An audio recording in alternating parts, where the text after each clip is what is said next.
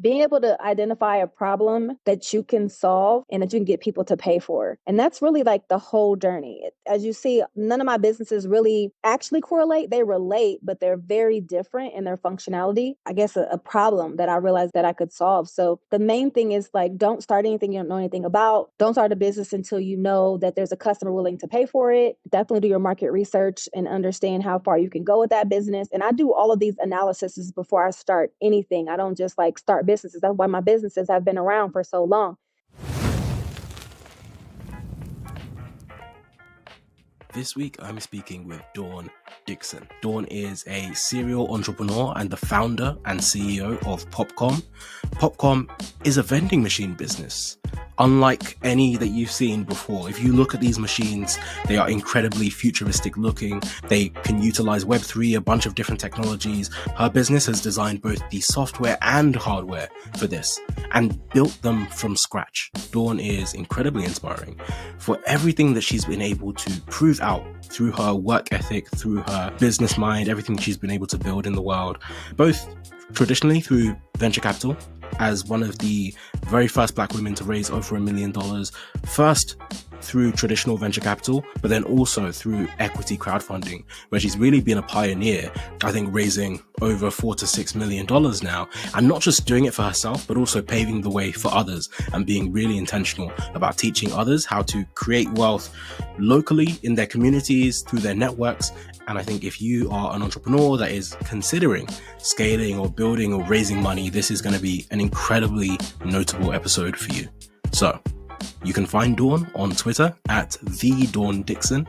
And if you love this episode, please do share it with a friend. And don't forget to leave a review wherever you listen to podcasts, because it helps us tremendously to reach other people just like you. So I'd love to maybe start with your background. You have been an entrepreneur for something like 21 years, I want to say. I think you started your first business in 2001. So this is, Yeah. 21. But before that, I was definitely an entrepreneur, but that was like my first official, real LLC, the LLC, the famous Instagram LLC. That was my first like real business that was incorporated. But I've always been an entrepreneur like my whole life since I was a kid. Okay, I mean, let's go all the way back there. What was your first introduction to entrepreneurship? My parents, my mom and dad were both business owners. So that's what I saw.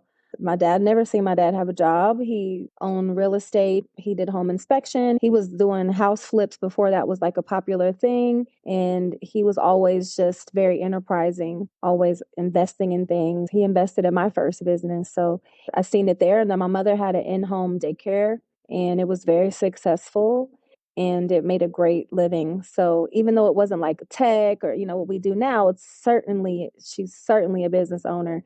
And I saw my parents making a living for themselves. So I knew that it was a possibility for me. Yeah, that's really interesting, because I think with people whose parents were entrepreneurs, you usually get mixed reviews, because sometimes if they are doing well, then maybe that can set you on the path and you think, wow, this is something great. You can envision yourself doing it really easily. But simultaneously, sometimes maybe your dad is always going off on one business after another and it's not going well, and that completely pushes you in I a just different saw path. success. So that was the thing. I just saw entrepreneur success. So I think like it was encouraging. But I will say in my generation, so I'm like an 80s baby. I was born in 1979. So in the 80s, like there was no such thing as like tech startups, and entrepreneurship just meant you didn't have a job. Like nobody talked about entrepreneurship. Nobody said those things. There was no such thing as a class on entrepreneurship in college, or it wasn't popular. The messaging was to everyone that I know is like graduate from high school, go to college, get a corporate job, get your benefits, and then you retire. And that's the path, because, there was so many challenges in our history as Black people in America where we didn't have opportunity to go to college. We didn't have the opportunity to own property. We didn't have opportunity to do so many things. So I think in my generation, my grandparents were in the civil rights movement. My mom was a part of like Black Panthers, and they like wanting me to go to college. So when I decided to start my first business, it wasn't celebrated because they really wanted me to go the corporate path. That was what was appealing. That's a really interesting point. So what was that journey of starting your first business like? Knowing the background of, it's not necessarily something that's being supported, you're venturing off, you're doing something new, and I think you had some challenges along the way as well. Well, my first business was a tech company. I went to school for IT and tech. And so I learned how to code, to build websites, and just do general information technology job functions. And I think that it really opened my mind to like what the World Wide Web was and what technology was and how it can be used for so many things. It was like the very beginning. It reminds me of how things are today with blockchain technology, where people are like using it in all the different kinds of ways. And I think we haven't even really scratched the surface of how we can use blockchain. And the internet was in that way. So back when I was younger, the only way to find out what was going on was to get a flyer or word of mouth, like a flyer, like paper in your hand. So my very first business was just a solution to a problem that I faced, was like trying to find out what's going on, where to go out, where to hang out as a young person. And my partner and I, Brandon, we decided we were going to build a website. Now, this is before Wix. This is before all these things. We hand coded this. We built this website. And we said, we're going to build a website for people to go online and find out what's going on. And we're going to create like a database of events and entertainment and restaurants and parties and concerts and just all kinds of entertainment. It was the first of its kind, one of the first of its kind in the country, definitely the first of its kind in the Midwest. And so it really took off because it became an information source and a news source, and it took off, And so again, my very first entrepreneur experience, like official, it went well. It was successful. We made money. It grew, and it really positioned me to be where I am today. It helped me to build my network because I was like the go-to person to know what's going on. In our website, we always would get free tickets to events, and we would be the ones where promoters call us to reach the community because we had the largest email list in the city. We built the email list by going out to events and collecting emails by hand, like literally writing them on a clipboard. I would have like 5 people on my street team go out and collect emails on a clipboard. Then we would go back and put it in Excel, and then we would BCC and send emails in AOL because it was before any email system existed. There was no such thing. There was no MailChimp, no Klaviyo, none of that. Like if you want to send a mass email, you're going to be sending it in AOL. And so that was like how we got our start. And I was like in email marketing and in online digital marketing before that was even called that. That's so interesting. So how does that pivot then to doing Flat Out of Heels, which is then, you're going from super tech enabled to almost retail, physical goods? Like, how did that come about? I mean, it doesn't pivot from that. There was a large gap between that business and Flat Out. The natural progress from me being like in online media and marketing was to then start a consulting company where I helped other businesses do the same thing, establish an online presence, a digital media strategy, emails, how to monetize your website, and building websites, convincing business owners that they needed a website. Back then, many businesses said they don't need a website. They thought that the internet was a fad. They didn't take it seriously. And so that was like, I made really good career just consulting in that area. I did that for 6-7 years. As a part of that, I started doing event coordinating and planning events because I had all the relationships with venues and people and sponsors. And so in the radio, it just was a natural thing for me to start doing events. And that's how Flat Out came to be, because of being out doing events and seeing women walking barefoot after events. So it kind of just flowed one to the other, from being an information source to then doing my own events, and then, meeting the need of people who are at the events and who are going out with, when their feet hurt after wearing heels, they need some relief. So that's kind of how that flowed. And then PopCom flowed from Flat Out because I wanted to sell the Flat Outs in vending machines and couldn't find a vending machine supplier that would work with me. So I started my own vending machine company. And so that's kind of how that flowed. So everything just kind of, it's me, my way of like supply and demand, and like identifying an area that I can solve a problem that I experience and that other people experience as well. So it's all about problem solving. That makes a ton of sense. And it's incredible how you were able to pivot each thing into the next thing and kind of build that path for yourself. I'm really interested to know, from all of these different experiences that you had, each is almost a different type of business in a sense. You have the tech business, which is online. Obviously, you're having to do a lot of stuff in person to get things online, but that's online. And then you're consulting, which is a different type of business. Then you're doing the retail where you own something directly that you're selling. And then you're with PopCom, I guess you have both the software and the physical product, but then you're stocking other physical products. And so each one of those has a slightly different relationship with the customer. So I'm interested to know maybe what you've learned and unlearned as you've pivoted between some of these kinds of business personalities. Well, again, I don't pivot because a pivot is a change. All of these businesses are still, the only business that I started that's not in business anymore is my first business, the Urban Star. And that's just because I didn't know how to exit it. I didn't know anything about exits or acquisitions, or I just didn't know what to do. So I just closed it because I was ready to do something else in my career. The learning for me as an entrepreneur overall is just what makes a business is if you can make money, if there's customers willing to pay for your services or your product. And I thrive in spaces where, like, I'm usually like very early to do things, first to market, like same with vending, same with, the Urban Star. So being able to identify a problem that you can solve and that you can get people to pay for. And that's really like the whole journey. As you see, none of my businesses really actually correlate. They relate, but they're very different in their functionality. I guess a problem that I realized that I could solve. So the main thing is, like, don't start anything you don't know anything about. Don't start a business until you know that there's a customer willing to pay for it. Definitely do your market research and understand how far you can go with that business. And I do all of these analyses before I start anything. I don't just like start businesses. That's why my businesses have been around for so long. My D1 consulting business has been around for now 16 years. And every single year in those years, I've made money because I'm just adapting to the market. And flat out, we'll be 12 years old. A product I found that, women need them. And every day, a young woman is wearing heels for the first time, and heels hurt no matter what. Nothing you can do to change that.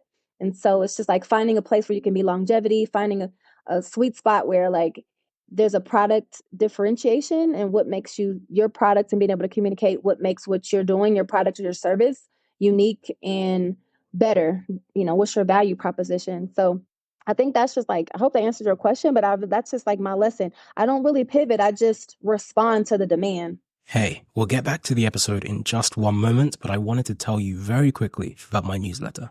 I started sharing everything I was learning online, and a few thousand people came along for the ride. I send 3 regular emails.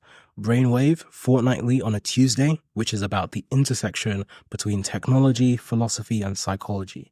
Then every week on a Thursday, I send Revelations, and that's about creativity and productivity.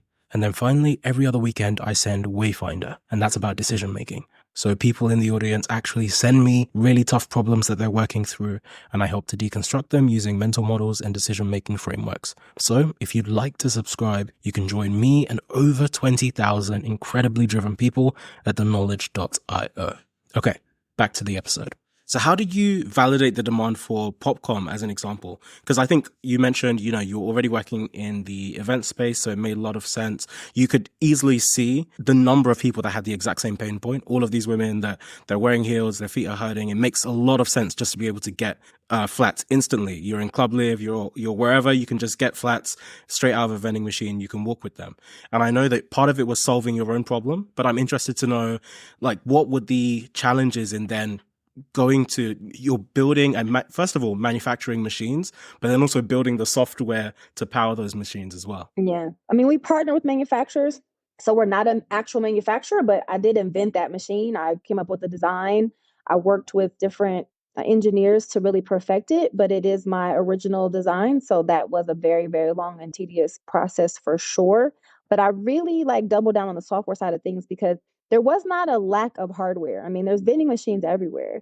But what I realized was there was no data being collected, and there was really no way to scale your business like you can easily scale e-commerce. And I really wanted to bring that e-commerce experience to vending machines. So that's what made me focus on the software. Plus, with my background in tech, I'm always looking for ways for something to be tech enabled. And I knew that that would be a key differentiator if we had software, because all the other machines are just pretty basic. And one of the things that you just touched on, I think, is also going to be important as well. This idea of focusing on the tech element as something that is important. What I found really interesting about what you just mentioned is the fact that I think in the broader entrepreneurship space, or the broader founder space in general, there's been a lot of people trying to find a tech element to what they're doing to try and get venture capital or to try and make themselves more investable. And I know that you've had a really interesting journey with investments. First of all, I think you were the one of, if not the first Black woman founder to raise $1 million I'm in the venture first capital. female founder to raise over $1 million in crowdfunding, and I'm one of the first 25 I'm in the like 20 to 25. Who knows, like the day who raised it faster, but I'm in the first 25 Black women to ever raise $1 million from venture and institutional capital. So now that number is in the hundreds. So that's definitely a great thing to see. Yeah, it's incredible. And I'm sure you and the people that came up with and around you had a big impact on that.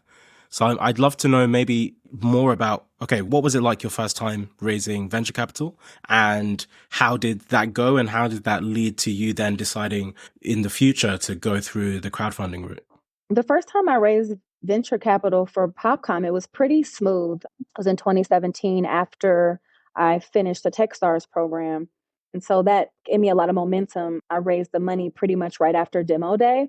And that was like the first million. But getting the money was pretty, I don't say easy because it's never easy raising money, but getting the money, it was pretty smooth. You know, it was pretty smooth. I had a good network, I had a good momentum.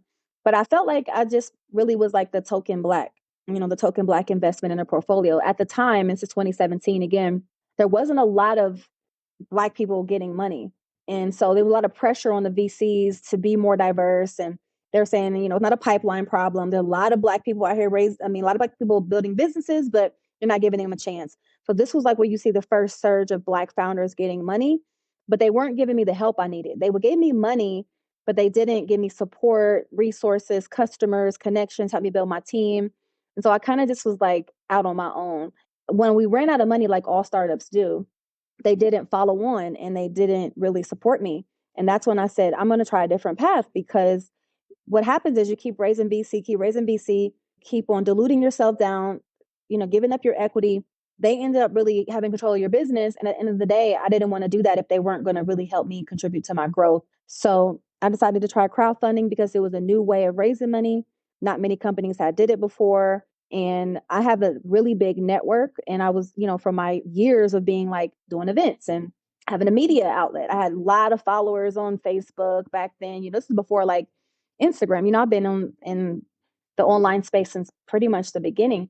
And so I built a great community, and I felt like it was a great opportunity for me to be able to leverage that network and that community that I had. And that's why it worked out, because of my network and my background and my history as an entrepreneur. And after I raised my crowdfunding round, my first round in 2019, it really opened the doors for a lot more entrepreneurs to do the same. So now I don't even know how many people have raised money through crowdfunding, because the floodgates kind of opened up after that. How important do you think it is, maybe in general, for people to build community alongside what they're building? Because I think you're seeing that a lot more now, where even venture capital funds are trying to become like media companies. You have a lot of people that are building businesses, but also realizing they need to build a Twitter profile, they need to build an Instagram presence, they need to do a lot of these other things that previously I don't think people focused on or thought were necessary to just purely focusing on building a business. I mean, yeah, because I don't know, it's two sides of it. Like a lot of times I feel like I wish I could just be heads down and not so visible as a founder and just actually go work. And there are a lot of founders doing amazing work and doing things that you never heard of. You don't know their name. They're not active on Twitter. They're not on Instagram. They're just out here really building the business. For me, it was helpful because I already had kind of a high profile, but there's pros and cons because I'm under a microscope as well. Like I have all these people to answer to, all of my struggles, all of my successes, everything is public. And I always have to communicating about what I'm doing all the time. And I don't really get a chance to like work in stealth. So it depends on the kind of business that you have and the kind of entrepreneur that you have. But I don't believe that everybody has to be that way. It looks like that because like a lot of the VCs are on Twitter and they have this like persona but some of the best entrepreneurs that I know and some of the people that are raising the most, making the most, they are not out there tweeting and posting. They are heads down, locked in. And if I could do it all over again, then I wouldn't have raised crowdfunding money. So it's like, if I could do it all over again, I feel like I would like to be more out of the spotlight. But then how would I have raised $6 million if I wasn't? So there's pros and cons to both of those things. But like my financials are out there, like everything I do is out there. You open up yourself to a lot of criticism when you're not doing something, but then also you get a lot of praise. But as we know, people are very fickle. So like they love you one day, they hate you the next day. That's kind of the culture. And so it's like it's hard as a startup when you're growing and you're learning every day, and so many things change and things happen and things don't go as planned. It's hard when you have to constantly explain to like thousands of people what's going on. Yeah, I think that's the other side of the coin. That's the big balance, right, as well. So even though with the funding, you are not having to give up as much equity just to one big VC or to one big fund, but then now you have thousands of stakeholders and shareholders that you actually have to respond to or keep them updated and let them know what's going on, not just from a public relations perspective, but now actually from a legal perspective as well, because they have shares in the business. Have you found that easy? I guess because of the background that you have, or has it still been equally difficult now dealing with the volume of people that have bought into your different businesses? It's not hard because that's kind of my personality. My first degree is in journalism and media, so I wanted to be a reporter. So I'm like comfortable speaking. I'm comfortable being in front of people. I'm very comfortable communicating. I feel like I'm a strong communicator. So it's my calling. But again, sometimes I just don't feel like being bothered. Like I'm a human being as well. So like every day I get some kind of a message from an investor asking a question that I know I told them the answer to already. And so that's kind of, it's just like, okay, but at the same time, it's my responsibility. So, like, I don't take it lightly. I always answer every email. I'll repeat the same thing over and over and over again if that's what I need to do because it's my job. And I take it very seriously. And I update my investors at least every other month. But we have a Facebook group. I'm very active and engaged in there. I have a community manager. So I just make sure that they're informed. I think a lot of companies who crowdfunded do a very terrible job of updating their investors. And that is actually the key to your growth, is like inviting them as a part of the process and letting them see the journey. That's your responsibility. And I think that people can do a lot better. I've invested in about 20 startups, I think, about 20. And a lot of them through crowdfunding, between 500 and $10,000 basically. And I never get updates from any of the companies that I invested in. They just don't send updates. So people listening to this, like, updates make such a big difference for you. Even if good things, bad things, it doesn't matter. Just let them know what's going on. It'll be a lot easier for you to do that. And that's the key to, even when I mean, a lot of things happen that are not ideal, but I'm always honest, I'm always transparent, and I always come forth with a plan. And I don't really have any issues. My investors are supportive. Yeah, that's one big thing I think a lot of founders deal with. I've personally dealt with as I've run businesses in the past.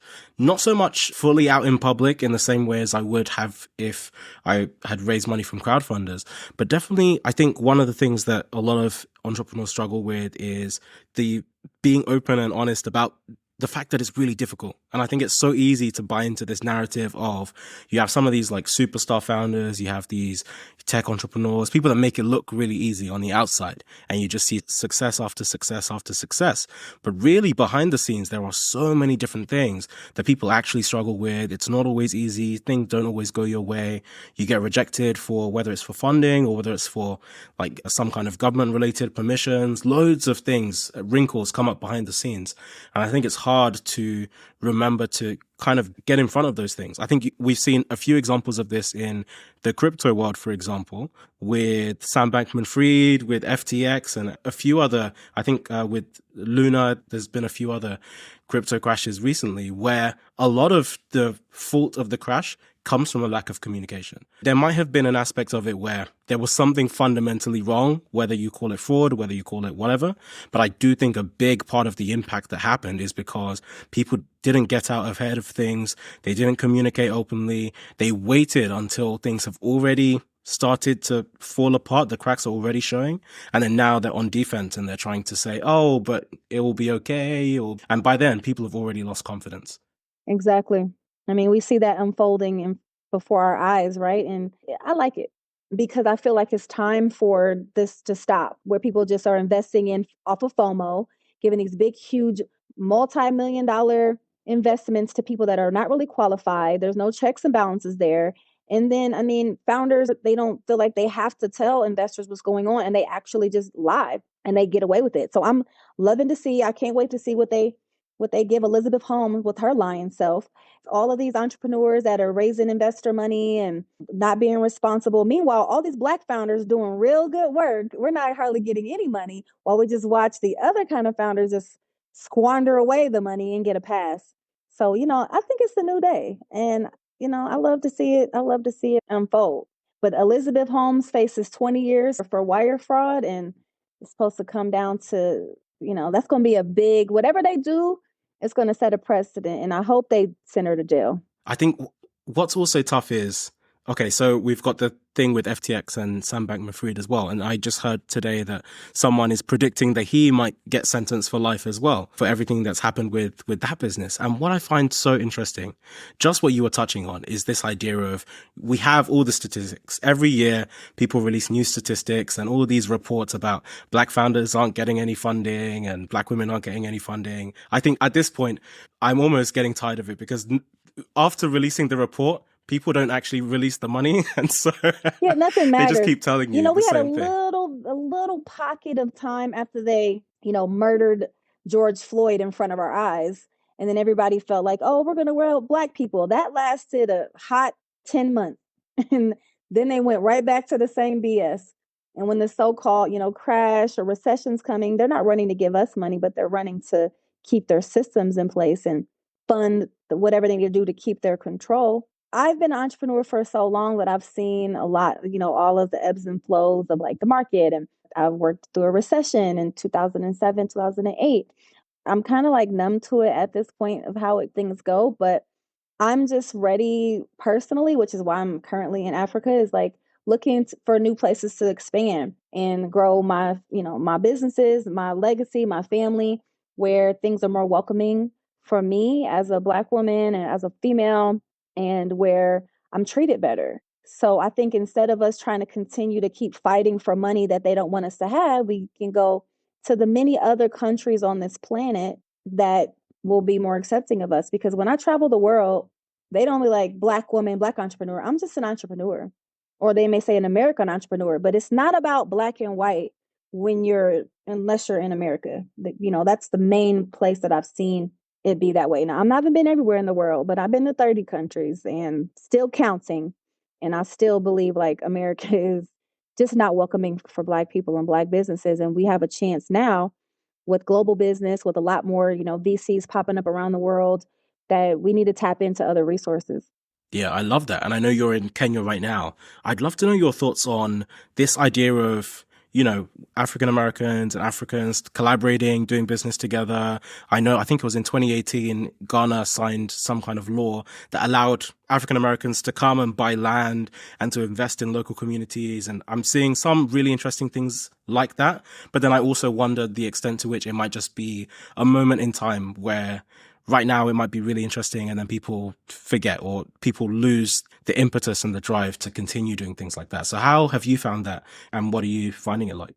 I've definitely seen a peak of entrepreneurs looking outside for other opportunities. Definitely Ghana. I'm going to be in Ghana in December, and I spent 2019 December in Ghana and really built my network there. And it's a lot of opportunities there for sure. It's not as easy as it sounds to go over there and just get established, but there's a lot of opportunities. The country that I'm really focused on is Rwanda. It has a lot of opportunity there. And 56% of all the CEOs in the country are Black women, which is strong because in America, only 7% of CEOs are female, and that's of all races. So to have a country that is really, a lot of, 56%, that's more women and men in positions of leadership in corporations. That says a lot. President Kagame in Rwanda is doing so much to make the country smart, Kigali a smart city. So I think there's just a lot of opportunities we just need to tap into in general. And I've seen it happen. It's happening slowly because I feel like Black Americans, people who are like born in America, we're programmed to feel like America's all we have and it's the best. When I meet Black people who are born in Africa or Europe, they have a different worldview. They're very well traveled. They know multiple languages. They're very worldly. But Black Americans are always like seem to be scared to leave their family or to go abroad, or they have like a terrible, misconception about what it's like to do business or to live or work abroad. So I just think that people just should continue to open their mind. But it's also helpful that countries like Ghana, Rwanda, and others are saying, hey, come here, come, we'll give you opportunities, come bring your talents to our country, and we'll reward you for that, instead of giving you the short end of the stick all the time. Now we can really actually get respect. And so, if it's up to me, if it was up to me, I would never step foot back in the United States, but I have to for now. But eventually, I know I won't spend the rest of my life, end of my life there for sure. Really? That's so interesting. Running your business means that you still get to like travel around and be a bit nomadic, and you're not tied into one place. I think a large part of that was due to the pandemic across industries in general. But do you feel like for you as a business owner, you're seeing the same transition where the world is becoming a lot more global versus this necessity of being at one place? People talk about Silicon Valley. People talk about, within like Black businesses like Atlanta, there's a few hotspots of businesses. And sometimes there's benefits of that. There's benefits of having community. There's benefits of having people around you. You can go, you can network, you go around the corner, you're meeting people everywhere. I know New York is a lot like that from the times that I've been. But then simultaneously, it's so interesting now being in a world that because you can be anywhere, you can be much more global. You could be physically in another country like you are right now and still be networking and still being able to connect with people in the US, people in the UK, people from around the world. So how are you thinking about that part as well? I mean, I consider myself to be a global citizen. So, I mean, I definitely do tourism and things, but I'm always looking to tap in and see the opportunities for me. And so the way I think of it is I don't limit myself. I don't limit myself to anywhere on this planet. I believe that this is a huge, planet with many opportunities, and we just have to stop putting ourselves in boxes. The only limitations are those we set up in our own mind. And so I told myself, you know what? I have no limits. I can be anywhere in the world. And I want to be in Africa. I want to take my talents to Africa. I could go a lot of other places where we see Black people going and doing business, but I think that we all should be focusing on the continent and where, reclaiming what our ancestors were stripped of. Thank you so much for tuning in. Please do stay tuned for more. Don't forget to rate, review, and subscribe. It really helps the podcast. And follow me on Twitter. Feel free to shoot me any thoughts. See you next time.